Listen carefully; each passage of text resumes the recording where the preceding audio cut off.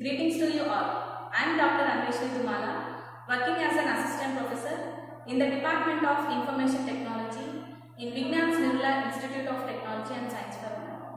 In the previous class, we have seen different multiple access methods like frequency division multiple access, time division multiple access, and also we have seen space division multiple access. So in this example, please have a little attention to this. So now we will see with one example how this 4 division multiple access happens. So here I am considering two senders, sender A and sender B. So the data that the sender A wants to send is 1, bit 1, and the special code we are calling it as a key, and it is 0, 1, 00, 1, 1. So generally, if we are sending bit 1, what does that mean? We are sending a high voltage, okay, in the signal. If we are sending 0, what does that mean? We are sending low voltage. Okay, if you are not sending anything, it is considered as no voltage is sent. Okay, so here 0 means it is low voltage minus 1. Bit 1 means it is high voltage plus 1. So the sending signal, that is we are converting this binary bits into signal format.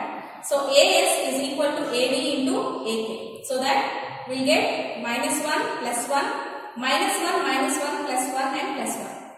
Now it's the turn of sender B. So the data that is sent by B is bit 0 and its special code key is 110101. So the signal is BD into BK, then we get minus 1 minus 1 plus 1 minus 1 plus 1 minus 1. Here we are performing XOR operation on the data and the key, right? So both the signals will see superimposed in the space. So both the signals have to be combined, right? So AS plus BS, what do we get? If we add the two signals of A and B, we get minus 2, 0, 0, minus 2, plus 2 and 0. Always remember that if we are sending bit 0 means we are sending a low voltage signal.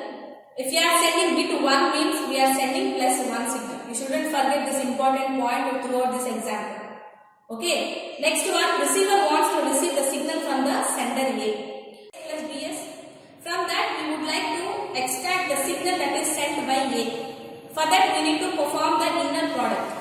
So here the formula is AE is equal to the combined signal into the key of sender A. Then what do we get? So 2 plus 0 plus 0 plus 2 plus 2 plus 0. So what do we get here? We are getting 6. So we are getting a positive number. What does that mean? We are sending a positive signal. What does that mean? We are sending a high voltage signal, right? So here again the receiver B wants to extract the data that is sent by B from the combined signal. Then again what we are doing here? So that combined signal must be performed inner product with the key of sender B. Then what do we get? Minus 2 plus 0 plus 0 minus 2 minus 2 plus 0. As a result we are getting minus 6 which is less than 0.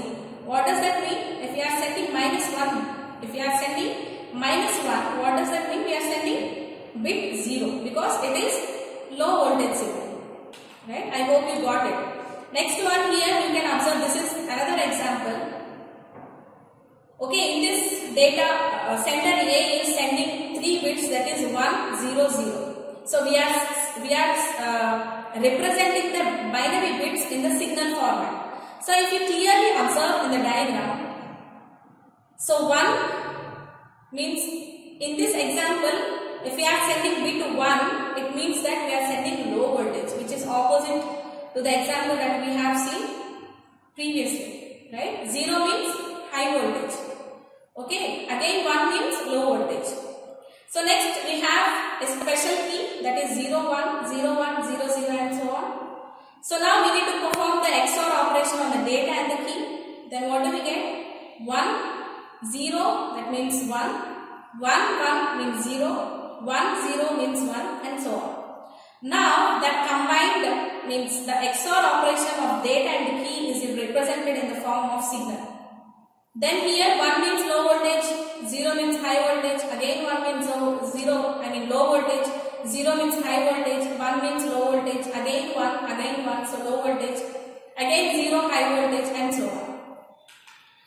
So in the same way, sender B also has a data to send, and that is 0, 1, 0. The same thing is performed here. Now we have signal A and signal B. So before we are transmitting that data onto the channel, what we are doing, we are just combining both the signals. So AS plus BS will get the following signal. Okay. Now we have the combined signal. So this combined signal is received by all the receivers. So a receiver is interested in extracting the signal that is sent by sender A. Now we need to perform the inner product on the combined signal and also key of A. So that is what we represented here. See, from that the signal, that is AS plus BS into AK, what do we get here as an integrator of output? So we got the low voltage, high voltage, and low voltage. So it is low voltage means it is bit 1. If it is high voltage, that means bit 0. If it is again low voltage, it is 1. So I hope you understood that is how we are taking the signal and a special code of each station. We are performing the XOR operation on that. Again we are combining all the signals into one signal. We are sending that signal to all the stations that are connected to this common communication channel. And whichever the device that is intended to receive a particular sender's data, it will extract from that combined signal by performing the all operations in a reverse process. So if you want to learn this in deep, you can take a few more examples. You can just try it out. Like you can convert 1 bit into 0 during the process of transmission and see how we are not able to extract the data from the signal. So you can try it out. So that is all about the code division multiple access. Now it's time to compare all these 4 multiple access methods, that is space division multiple access, time division multiple access, frequency division multiple access, and then code division multiple access. So in your syllabus only 6 differences are given. It is very simple and it is one of the important questions in the second unit. So please concentrate on that. So first difference is, what is the basic idea in this multiple access techniques? Since it is a space division multiple access, obviously the space has to be divided into number of sectors, and we are calling each sector as a cell, right? So the basic idea is segment space into number of cells or sectors. When it comes to the time division multiplexing, obviously it is in the name itself. We are dividing the time into number of slots, right? Segment, the sending time into disjoint time slots. It is a demand driven or a fixed pattern. Next one is frequency division multiplexing. So frequency has to be divided into number of sub frequency bands, and each band is allotted to a station so that it can transmit its data onto the channel. So segment the frequency band into disjoint sub bands. Next one, code division multiplexing. Just now we have seen that. So in this, each station will have a unique code which helps to avoid the interference of the signals.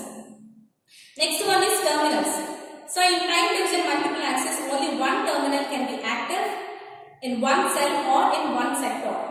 Next one, in time division multiple access, all the terminals are active for a short period of time on same frequency. So here all the stations will use the whole frequency band that is available, but the thing is only for a certain period of time.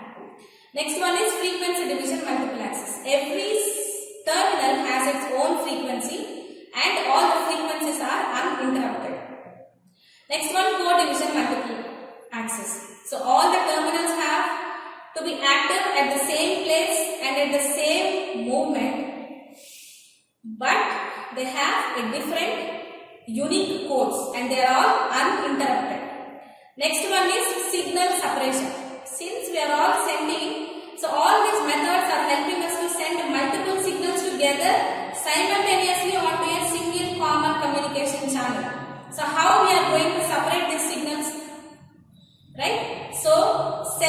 structure is maintained here. So there is a directed antenna present in each cell. In time division multiple axis, time synchronization must be maintained. That is how we are able to separate the signals. In frequency division multiple axis, filtering in the frequency domain is maintained. In code division multiple axis, code plus special receivers are maintained. So the advantage of space division multiplexing is very simple. It increases the capacity per kilometer square.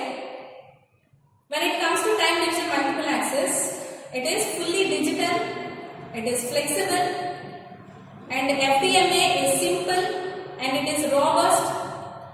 Code division multiple axis, it is flexible, less frequency planning is needed, and also it supports soft handover. Next one, disadvantages. So this space division multiple axis is inflexible, and also antennas maintain a fixed, they are fixed. Next one, in TDMA we maintain guard space needed, multipath propagation, and synchronization maintenance is very difficult here. Next one, frequency division multiplexing, it is inflexible. Frequencies are a scarce resource.